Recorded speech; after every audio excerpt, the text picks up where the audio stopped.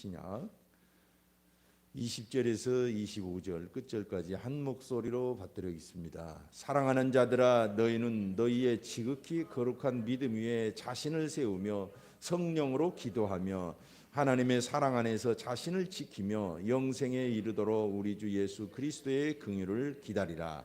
어떤 의심하는 자들을 긍휼히 여기라. 또 어떤 자를 불에서 끌어내어 구원하라.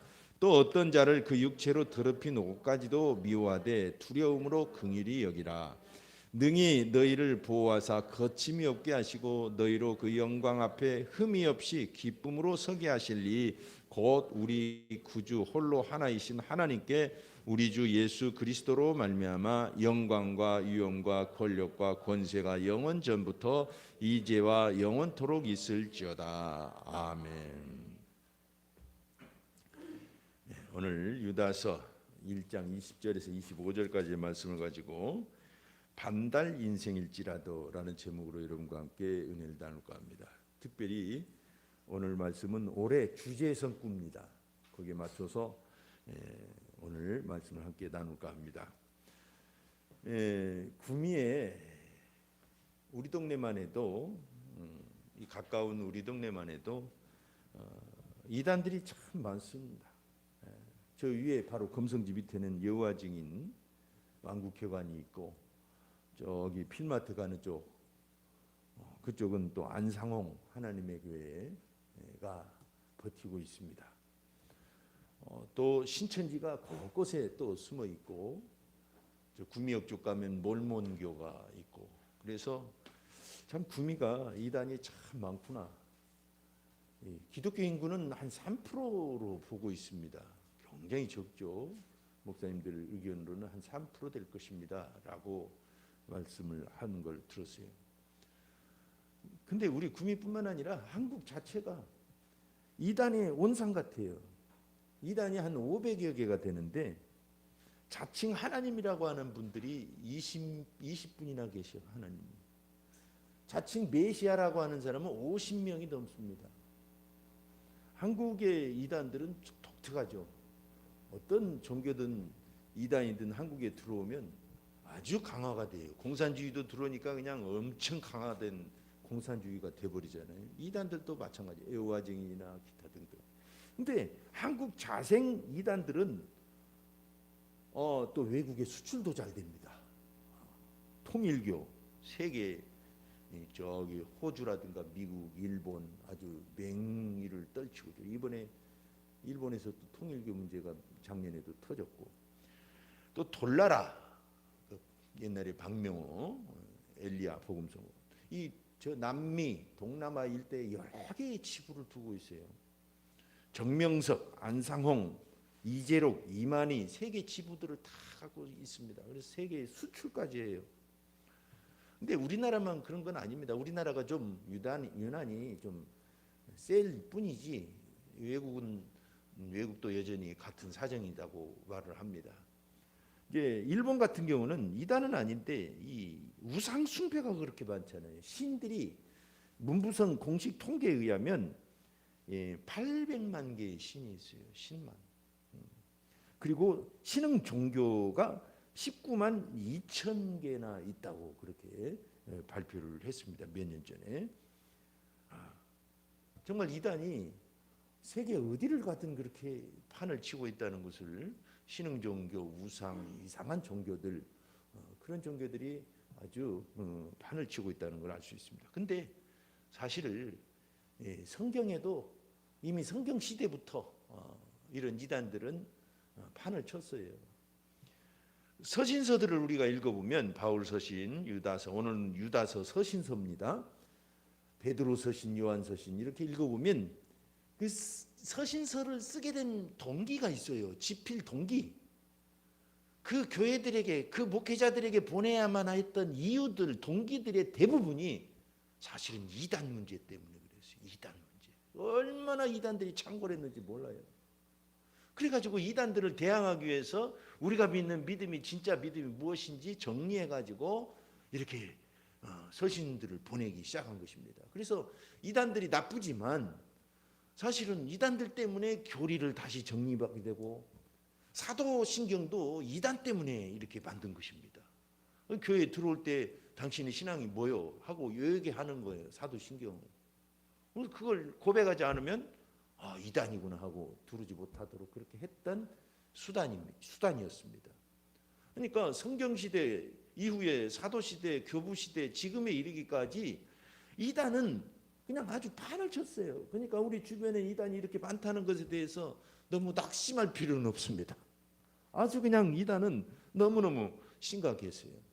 성경을 보면 간단하게 로마서는 구원의 문제에 대해서, 그때 참고로 이단이라는 말은 별로 없어요, 성경에. 근데 지금에 이르러서 그게 이단들이라는 거 용어가 생겨난 것입니다. 그 이후로 갈라디아서는 율법주의적 이단, 고린도 전후서는 또 은사나 이런 문제로 이단이 많이 생겼고, 또 에베소서는 이 영적 전쟁에 대한 이단들이 많이 생겨났고, 골로새서는 그리스도에 대해서 이단 사설들이 이상한 게 많이 생겨났고, 또 데살로니가 전후서는 종말에 대한 이단들이 많이 생겨났었고, 오늘 이 유다서는 아주 이단의 미혹을 철저히 경계하면서 경건치 못한 생활에 대해서 이렇게 경고를 하고 있는 책입니다. 참고로 구약은 우상이 그렇게 많았잖아요. 그렇다면 이제 신약은 이단들이 그렇게 판을 치고 괴롭히는 것입니다. 교회를 헤아리고 하는 것입니다. 오늘 유다서를 읽었습니다. 유다서는 한 장짜리예요. 짧은 책입니다. 근데 이 유다서를 자세히 읽어보면 이 유다, 이 예수님의 동생 유다로 그렇게 알려져 있습니다. 이 유다가 경고했던 것은 거짓 이단들이 너무 난무한데, 단순히 이단 잘못된 사상만 전파되는 게 아니라 이것이 교회를 부패시키고 사회를 부패시킨다는 것이 아주 심각한 해악이라는 것입니다. 그래서 바로 앞에 나와 있는 18절 19절을 읽어보면, 그들이 너희에게 말하기를 마지막 때에 자기의 경건하지 아니한 정욕대로 행하며 조롱하는 자들이 있으리라 하였나니, 이 그들이 사도들입니다. 경고하고 있다는 말씀이에요. 근데 19절에 이 사람들은 분별을 일으키는 자며 분열을 일으키는 자며 육신에 속한 자며 성령이 없는 자니라 하고 심각한 해악에 대해서 말씀하고 있어요. 왜 그렇게 이단들이 심각하냐? 그냥 하나의 종교 아닌가? 그 사람들 믿게 내버려 둡시다. 우리나 천국 갑시다. 그렇게 말하는 수준이 아니에요. 여러분, 이단 들어오면 교회뿐만 아니라 가정을 파괴시키고 아주 사회를 얼마나 문란하게 만드는지 몰라요. 정욕대로 행하게 만들고 분열을 일으키고 세상이 부패되는 주요 원인이 이단과 우상숭배 때문이고 있어요. 아주 심각하죠. 한국 사회를 한번 살펴보면 점집이 그렇게 많잖아요. 막 정치인들 막 선거철만 되면 점집을 아주 뭐 드나들듯이 드나들고 구슬하고, 저 광화문 한복판에서 구슬하고, 지도자들이 말이죠, 도사를 찾아가고 점집을 찾아가고, 이건 있을 수가 없어요. 구약이나 신약이나 이렇게 했던 지도자들은 다 결말이 좋지 못하고 나라를 완전히 부패시키고 맙니다. 그 결과 이 사회가 어떻게 됩니까? 동성애 완전히 무방비 상태가 돼서 곧 법이 제정될 예정이고, 강력 범죄, 부패, 부정부패, 그냥 거짓이 난무합니다. 그래서 이 이단은 미래의 우리의 영생과 행복, 영혼을 빼앗을 뿐만 아니라 현실의 행복을 빼앗고 플러스 사회 부패를 시킨다는 점에서 아주 심각합니다. 네. 자, 그렇다면 오늘 성경은 이 세상이 이렇게 썩어 빠졌는데 어떻게 살으란 얘기냐? 여러분, 사실 말이죠, 영재들을, 머리 좋은 천재 영재들을 보면 머리만 좋은 게 아니라 어떤 환경에도 자기 목표에 집중하는 그런 그 집중력이 있어요. 그리고 성취력이 있는 것입니다. 노벨상을 2개나 받은 퀴리 부인 아시죠? 그 퀴리 부인의 이 일화가 있습니다. 공부를 어렸을 때 하는데 가족들이 놀리려고 옆에다가 의자를 수부근히 쌓아놓아도 몰랐다는 것입니다. 일어나다가 의자들이 다 넘어졌는데도 당황하지 않고 잘 세워놓고 일어나더라. 그런 일화가 있잖아요. 집중력입니다. 집중력. 마찬가지입니다. 세상이 어떠하든지 우리가 거기에 정신을 팔아버리면 모든 걸 잃어버려요. 어차피 에덴을 잃어버린 이후로 세상은 죄악으로 가득 찼었고 자기 소견대로 인생은 살아가기 시작하고 하나님 없이 사는 그런 사회가 되어버렸잖아요. 그래서 오늘 20절에 말씀하십니다. 사랑하는 자들아 너희는 너희의 지극히 거룩한 믿음 위에 자신을 세우며 18절에 19절 그렇게 심각한 이단에 대해서 말씀하시면서 곧바로 뭐라고 권면해요? 여러분 그런 거 신경 쓰지 말라 이거예요. 쉽게 말해서 가로 열고 닫고 너희는 지극히 거룩한 믿음 위에 자신을 세워야 됩니다. 이것을 강조하고 있습니다. 여러분 다른 사람 탓하고 사회 탓하다가는 함께 죽습니다. 그래서 디모데전서 5장 22절에도 다른 사람의 죄에 간섭하지 말며 네 자신을 지켜 정결하게 하라 그랬어요. 우리 신앙인들이 꼭 주의해야 될 것은 이겁니다. 남들이야 어쨌든 나는 믿음을 지키리라. 이게 중요합니다. 그래서 20절에 보면 성령으로 기도하며 그럴수록 더욱 성령으로 기도를 열심히 해서 이겨버려야지 그런 믿음을 가지라는 것입니다. 그리고 또 21절에 보니까 하나님의 사랑 안에서 자신을 지키며 그랬어요. 자신을 지키는 게 중요합니다. 여러분 예비군들이 너와 내가 아니면 누가 지키랴 예비군가 있잖아요. 그죠? 그런 것처럼 여러분 우리가 아니면 우리 스스로의 믿음을 지켜줄 자가 없어요. 저와 우리 사모님 목회자들도 사실은 도와줄 뿐이지 자기가 자기를 지키려는 건 자기의 결심과 의지와 노력과 믿음으로 가능한 것입니다. 하나님께서도 우리를 도와주시는 분입니다. 그렇기 때문에 우리가 결심하고 내 믿음을 잘 지키기를 항상 우리가 마음을 먹어야 될 줄 압니다. 21절 끝에 보면 영생에 이르도록 우리 주 예수 그리스도의 긍휼을 기다리라 그랬어요. 올해 표현은 지혜로운 건축자가 되는 해입니다. 오늘 말씀을 따라서 믿음 위에 우리 자신을 세워가는 겁니다. 지난번 번역은 이제 건축자라는 용어로 그렇게 썼거든요.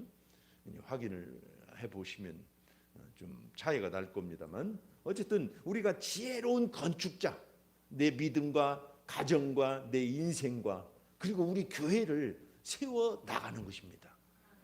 구더기 무서워 장 못 담그랴 그런 말이 있잖아요. 그런 것처럼 세상이 아무리 어렵다고 해도 그거에 신경 쓸 필요가 없어요. 참고만 하고 우리는 지혜로운 건축자가 되는 것입니다. 대형 토목공사들을 보면 대부분 어려움과 아주 난관이 많았습니다. 그 유명한 미국의 후버댐, 그 후버댐은 얼마나 난관을 통해서 지어졌습니까? 뭐 외국의 사례는 그렇다고 해도 우리나라만 해도 저 인천대교는 지금 공항을 넘어가는 중요한 길이고 세계에서 6번째나 긴 다리입니다. 튼튼하기로 아주 유명해요. 근데 그게 쉽게 지어진 게 아니잖아요. 그 밑이 펄이에요. 개펄. 그러니까 잘못 지으면 다 무너지는 거예요. 이 교각 하나를 아파트 25층 되는 어마어마한 크기를 가지고 하나씩 육지에서 만들어서 갖다 조립을 하고 이런 식으로 엄청난 역사의 기록에 남을 그런 건축 사업이었어요. 그래서 연 인원 23만 명, 중장비 4만 대, 풍속 72m 초속, 이것도 견딜 수 있는 안전한 설계, 그리고 38개의 충돌 방지공, 그래서 10만 톤급 선박이 와서 충돌해도 거뜬하대요. 100년 가는 내구성 가진 그 콘크리트, 지진 진도 7도 견딘대요. 대단하죠. 최신 공법을 다 동원해서 기어이 그 어려움을 극복하고 역사를 일구어내는 것입니다. 우리도 마찬가지입니다. 세상이 어떠하든지 개펄이든 진흙이든 파도가 치든 그건 세상 일이고 나는 기어이 내 인생을 세우리라. 할렐루야. 이 믿음이 성도들에게 필요한 것입니다. 근데 이 세상은 사실 인간이 모여 사는 곳이죠. 그죠? 인간들이 모여 살아요. 저도 인간, 여러분도 인간, 모든 사람이 인간 세상이. 그래서 인간관계에서 부딪히고 어떤 인간들은 가망이 없어 보이고 함께 살아야 되는데 나 혼자 사는 거 아니잖아요. 어울려서 살아야 되는데 함께 일고 가야 되는데 참 어떤 인간은 가망성도 없는 그런 인간들도 있거든요. 그럼 어떻게 하란 말입니까? 지금부터 한 100여 년 전, 한 150여 년 전 됐네요. 프랑스와 오스트리아가 한참 참혹하게 전쟁을 하고 있었던 때입니다. 1964년 제가 태어나기 딱 100년 전에 앙리 듀낭이라고 하는 사람이 나폴레옹 황제를 만나러 어느 도시를 향해 가고 있었어요. 근데 어느 도시를 지나가면서 그 전쟁으로 참혹하게 죽은 수많은 병사들을 보고 충격을 받은 거예요. 이 사람은 사업가였는데 이렇게 참혹한 줄은 미처 생각을 못한 거예요. 앙리 듀낭. 그래가지고 황제를 만나고 와서 그 뒤로 어떤 운동을 일으키냐면 적십자 운동을 일으킵니다. 이 적십자 정신은 인도적이고 공평하고 중립적인 그런 정신을 갖고 있죠. 그래서 적이든지 아군이든지 피아를 가리지 않고 부상자는 치료해 주는 것이 이 적십자 정신입니다. 이게 바로 이 십자가의 정신이고 우리 신앙인들이 꼭 배워야 될 그런 정신입니다. 왜냐하면 전쟁이라는 건 모든 걸 황폐케 하거든요. 너나 할 것 없이 전쟁은 말이죠, 안전한 곳이 없습니다. 마찬가지로 영적 전쟁도 마찬가지예요. 결과가 아주 참혹해요. 그래서 이단과 열심히 싸우는 사역자들 보면 참 그런 분도 있어야 되지만 이단이 돼버리거나 이단과 싸우다가 이단이 돼버리거나 아니면 삭막해서 사람이 막 거칠어진 사람들이 있어요. 제가 아는 어떤 분도 그런 분이 있었어요. 제가 경고를 하면서 당신 그런 거 아니냐라고 이제 보내긴 했지만 심지어는 이 이단과 싸우다가 정말 우리 교계에서도 몇 분이 전문가들이 지금까지도 이 이단 스스로가 이단 시비에 걸려가지고 이렇게 헤어나지 못한 분들이 몇 분 계십니다. 또 귀신 축사자들 있잖아요. 영적 전쟁이잖아요. 귀신 축사하다가 거기까지는 좋은데 성격이 너무나 날카로워지고 아주 그냥 막 무엇이든지 귀신으로만 보고 그냥 막 원인을 삭막하게 삶이 신앙이 변해버린 것을 많이 봅니다. 여러분 영적 전쟁터는 이와 같이 삭막하고 치열합니다. 그래서 그 결과는 참혹해요. 근데 우리가 중요한 것이 있습니다. 뭐냐면 우리의 적이 누구냐 그겁니다. 우리가 싸워야 될 진정한 대상은 누구냐 그거예요. 여러분 우리의 주 적은 사탄입니다. 사탄 외에 어떤 인간이 우리의 적이 아니에요. 그래서 에베소서 6장 12절에 우리의 씨름은 혈과 육에 대한 것이 아니라고 말씀하시면서 이것은 철저하게 영적인 전쟁이라고 말씀하시는 것입니다. 우리가 이것을 꼭 기억해야 돼요. 우리가 어떤 사람을 볼 때 저 인간은 아주 그냥 낙인을 찍어가지고 적으로 생각하고 그러지 말라는 것입니다. 그렇게 생각하니까 더욱더 전쟁터가 참혹해져요. 그래서 우리에게 성도들에게 이것은 일종의 덫입니다. 이 덫에 걸리지 않도록 주의를 요하는데 갈라디아서 5장 15절에 보니까 만일 서로 물고 먹으면 피차 멸망할까 조심하라 그랬어요. 우리의 주 적은 사탄입니다. 인간이 아니에요. 인간이 아니에요. 저 인간도 아니고 이 인간도 아니고 그 인간도 아니에요. 아시겠죠? 우리의 주적은 누구라고요? 사탄이에요. 그래서 영적인 전쟁에서 우리가 이 네 가지 종류의 부상자들을 기억해야 돼요. 오늘 본문에 그대로 나와 있어요. 첫째는 연약한 자들입니다. 연약한 자들. 오늘 본문에 나와 있죠. 이 사람들은 일으켜 주라는 것입니다. 우리는 잠재적으로 모든 사람이 천국의 후보자들이에요. 후보자들이기 때문에 모든 사람들이 이 천국 후보자들은 세상에 널려 있고 지금 심각하게 이단에 빠져 있을지라도 어떤 죄악에 빠져 있을지라도 어떻게 보면 천국 후보자로서는 아직 자격이 있는 것입니다. 그래서 우리는 악에게는 단호하되 그 악에 빠진 사람에게는 우리가 부드럽게 대할 줄 아는 그런 강약을 잘 조절하는 믿음의 사람이 돼야 됩니다. 두 번째로는 의심하는 자들이 있어요. 의심하는 자들. 22절에 보니까 어떤 의심하는 자들을 긍휼히 여기라 그랬어요. 의심한다는 말은 이 망설인다는 뜻이 있어요. 딱 구분됐다 이런 뜻도 있지만 분리되었다, 망설인다 이런 뜻도 있어요. 아직 여러분 세상과 교회 사이에서 망설이는 사람들도 있어요. 이단과 진리 가운데서 망설이는 사람들이 있어요. 이런 사람들은 우리가 긍휼히 여기라는 것입니다. 세 번째 부류의 부상자들이 있습니다. 영적 전쟁에서 뭐냐면 불 속에 아주 빠진 사람들이에요. 스스로 나오고 싶어도 못 나오는 사람들이 있어요. 막 발버둥을 쳐도. 이번에 그 안타깝게도 방음 터널 화재 사건 아시죠? 저 경기도 과천 쪽에 있던 나오고 싶어도 못 나왔던 것입니다. 오늘 23절 보니까 어떤 자를 불에서 끌어내어 구원하라 그랬어요. 여러분 사실 우리가 기도하면서 어떤 사람을 보면 그 사람은 사실 나오고 싶은데 못 나오는 사람들이 있어요. 그런 사람들을 우리가 눈여겨봐야 됩니다. 이 죄악에서, 이 이단에서, 이 악한 상황에서, 이 중독에서 나오고 싶은데 처절한데 못 나오는 사람들이 있어요. 내 삶을 바꾸고 싶은데 못 나오는 사람들이 있어요. 불에 빠졌기 때문입니다. 우리는 그들을 위해서 기도하면서 그들을 구원해내야 될 줄 압니다. 우리가 주의할 것은 기도하면서 분별을 해야 돼요. 어려우면 상담해 가면서 우리에게 상담해 가면서 저는 사람 어떻게 해야 될까요? 막 다 덤비면 큰일 납니다.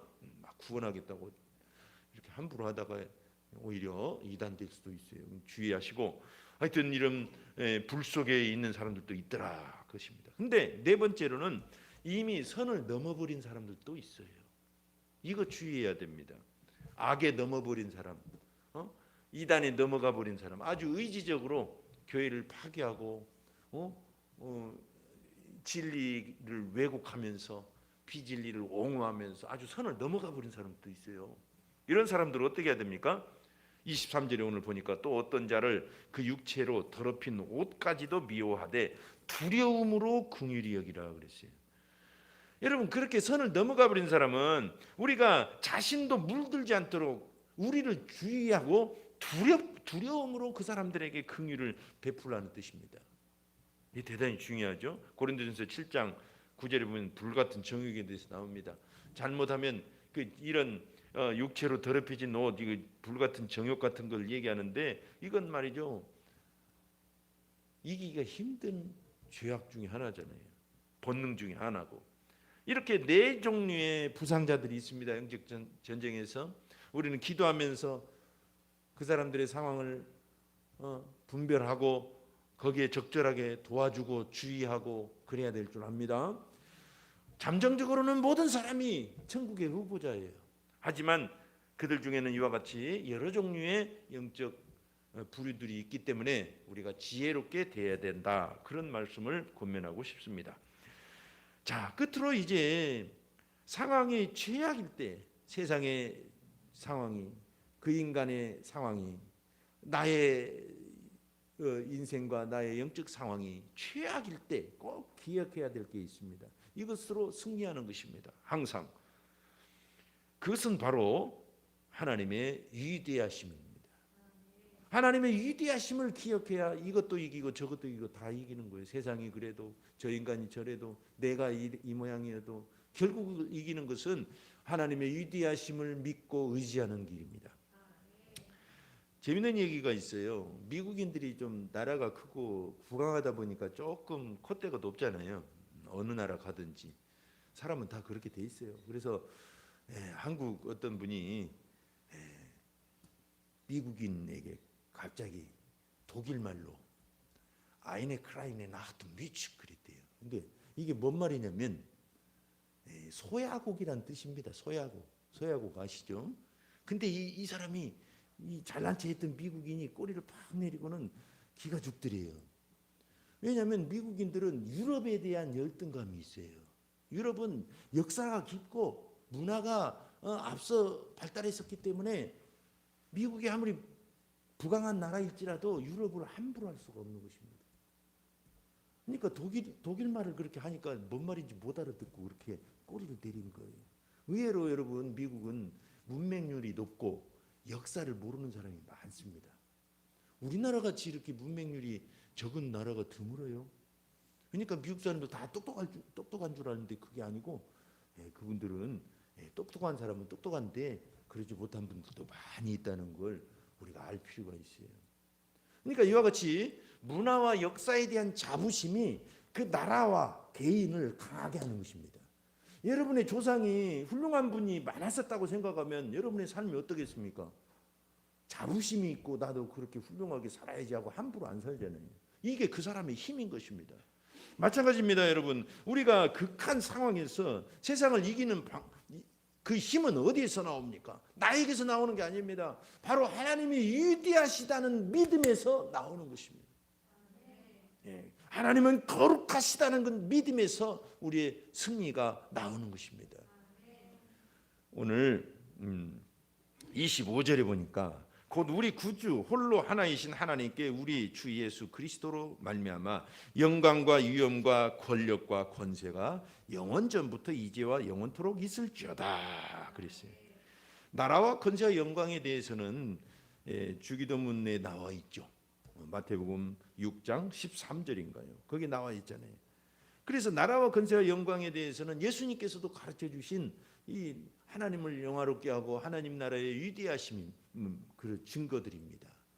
그 믿음 때문에 승리하는 거예요. 그래서 유다서를 마무리하면서 이건 단순한 인사말이 아니라 이렇게 심각한 사회에서 이렇게 심각한 인간들 틈에서 이렇게 처참한 너의 삶의 환경이지만 하나님의 위대하심으로 이겨나가라 그런 것입니다. 하나님의 위대하심을 믿으면 너는 이길 수 있다 그것입니다. 이게 대단히 중요한 영적 그런 가르침이죠. 그래서 우리가 승리할 수 있는 비결은 뭐냐면 하나님의 위대하심과 하나님 나라의 위대함, 이것을 꼭 기억해야 됩니다. 요한계시록, 여러분 요즘 요한계시록 예전에 비해서 많이 교회에서 가르칩니다. 예전에는 어려운 책이었기 때문에 이게 가르쳐지지 않았어요. 칼빈 선생도 이 주석을 많이 했지만 요한계시록은 못하고 어떻게 못했어요. 굉장히 심오한 책이기 때문에. 근데 요즘은 많이 연구가 되어 있어서 우리 교회에서도 몇 차례 요한계시록을 이렇게 강해를 함께 했잖아요. 그러니까 요한계시록에서 가르침이 우리 현실 삶에서 굉장히 도움이 되거든요. 저 신천지는 요한계시록이 실상해갖고 이상하게 꼬아가지고 그런 이상한 말을 말한들었는데 그건 뭐 염두할 필요 없고 요한계시록의 핵심은 뭐예요? 주제가 뭐예요? 아무리 세상이 이렇게 험난해도 결국은 성도들이 이길 것이라는 것입니다. 교회가 승리할 것이라는 것입니다. 그리스도께서 승리자로 이 땅에 우리를 데리러 오신다는 것입니다. 그게 요한계시록의 주제예요. 그때 당시 요한이 이 요한계시록을 기록한 것도 반모섬이라고 하는 채석장 노동 강제 노동 수용소에서 갇혀가지고 썼잖아요. 그 늙음하게 그것을 그 간수들이 못 알아듣도록 기독교인들은 누구나 알아들을 수 있는 그런 언어를 사용해서 이렇게 보낸 책이 바로 비유와 상징을 통해서 보낸 책이 요한계시록이에요. 근데 요한계시록의 핵심은 뭐다? 우리가 승리하니까 지금 이 혹독한 계절을 잘 이겨나가라는 것입니다. 결국은 예수님이 승리자로 오실 것이라는 거예요.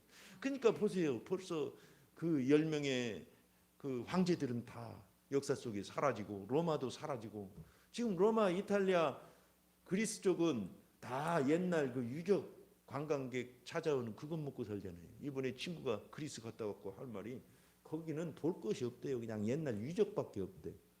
그렇게 못 산대요. 우리나라에 비해서. 사라지는 것입니다. 오직 하나님의 나라만 영원한 것입니다. 이 믿음이 우리를 승리하게 하는 것입니다. 그래서 교회와 하나님에 대한 자부심이 있어야 될 필요가 있어요. 여러분들의 믿음이 자부심이 있어야 돼요. 우리 교회가 날마다 예배할 때마다 우리 교회 좋은 교회, 우리 목사님 좋은 목사님, 우리 성도 좋은 성도입니다 라고 외치죠. 정말 좋기 때문에 그래요. 그죠? 이게 이 자부심이 여러분들의 믿음을 강하게 하고 승리케 할 것입니다. 우리는 하나님의 위대하심을 오늘 또 나의 자부심으로, 나의 믿음으로 간직하는 것입니다. 하나님 나라 위대합니다. 어떤 악한 환경 속에도 반드시 승리하도록 여러분들을 이끌어낼 것입니다. 어떤 정말 좋은 시가 하나 있는데 저도 가끔 읽어봅니다. 여러분들도 많이 읽으셨을 줄 압니다. 제목은 오늘은 내가 반달로 떠도, 이혜인 시인의 시죠. 이 시는 불완전한 현실을 잘 이겨나가면 온전한 미래가 온다는 그 희망의 시입니다. 손시린 나목의 가지 끝에 홀로 앉은 바람 같은 목숨의 빛깔, 그대의 빈 하늘 위에 오늘은 내가 반달로 떠도 차오르는 빛, 구름에 숨어서도 웃음 잃지 않는 누이처럼 부드러운 달빛이 된다. 잎새 하나 남지 않은 나의 뜰하겐 바람이 차고 마음엔 불이 붙는 겨울날, 빛이 있어 혼자서도 풍요로워하라. 맑고 높이 사는 법을 빛으로 출렁이는 겨울 반달이여. 참 좋은 시죠. 수많은 이단 속에서, 여지경과 같은 세상 속에서 초월적 삶을 사는 것은 어디에서 나옵니까? 바로 이와 같이 지금은 이럴지라도, 내 눈에는 이렇게 보일지라도 믿음을 갖는 것입니다. 그래서 에스겔서는 16장 6절에 그 처참한 이스라엘 그 환경 속에 이렇게 권면하고 있어요. 내가 네 곁으로 지나갈 때에 네가 피투성이가 되어 발짓하는 것을 보고 네게 이르기를 너는 피투성이일지라도 살아있으라. 다시 이르기를 너는 피투성이일지라도 살아있으라 하고 말씀하십니다. 우리말이 그런 말이 있습니다. 개는 짖어도 기차는 간다.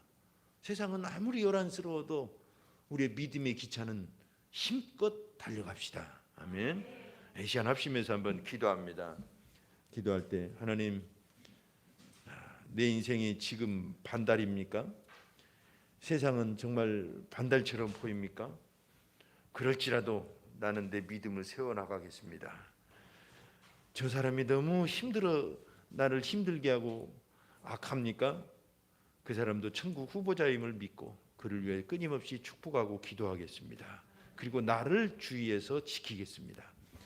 그리고 하나님의 위대하심과 하나님 나라의 위대함을 끊임없이 바라보고 정진하겠습니다. 이제 합심해서 한번 기도합니다. 하나님 아버지여 감사합니다. 주를 찬양합니다. 세상은 이단이 너무너무 많다는 것을 봅니다. 세상은 정말 영적으로도 혼탁하고 영적 전쟁이 심각하여서 하나님 부상자들이 속출하고 있습니다. 연약한 자, 의심하는 자, 불 속에 나오고 싶어도 못 나오는 자, 이미 선을 넘어버린 자들 많이 있습니다. 하나님 아버지여 주님, 우리가 이 모든 것을 바라볼 때에 하나님 아버지여 정말 그들을 축복하고 그렇게 어려운 상황일지라도 하나님 아버지 그들을 돌볼 줄 아는 믿음을 갖게 하여 주옵소서.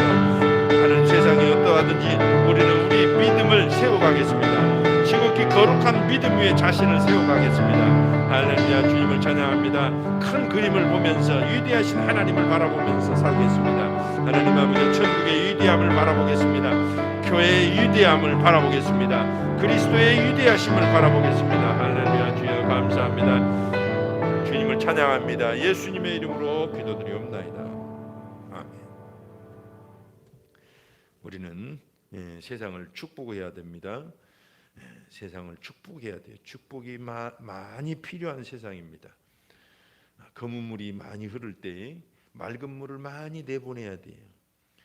그것이 영적 원리입니다.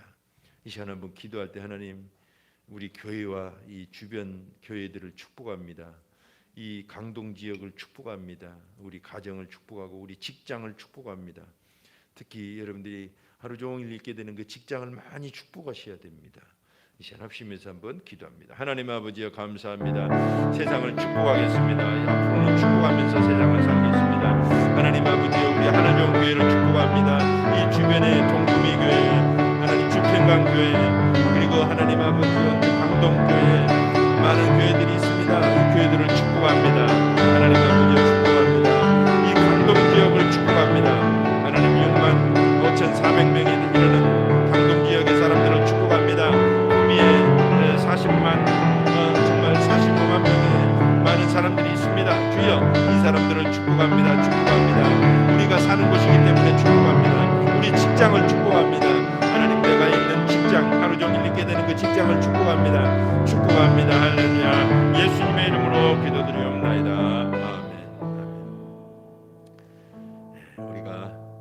어떤 사무실에 들어가면 자기가 하루 종일 있어야 될 곳이기 때문에 꽃도 갖다 꼽아놓고 또 향수도 뿌려놓고 불도 밝히고 분위기를 아름답게 만들어가지 않습니까? 마찬가지입니다. 우리가 있어야 될 그곳을 항상 축복하는 저와 여러분이 됩시다. 그것이 지혜고 행복의 비결이죠. 이 시간 다시 기도할 때 하나님, 내 인생에 올해는 지혜로운 건축자가 분명하게 되어서 내 삶을 굳게 세워나가겠습니다. 그러기 위해서 연초에 계획한 그리고 세워놓은 그 기도 제목들이 있죠. 이것을 굳건히 세우는 올해 한 해가 되게 하소서라고 잠시 기도합니다. 하나님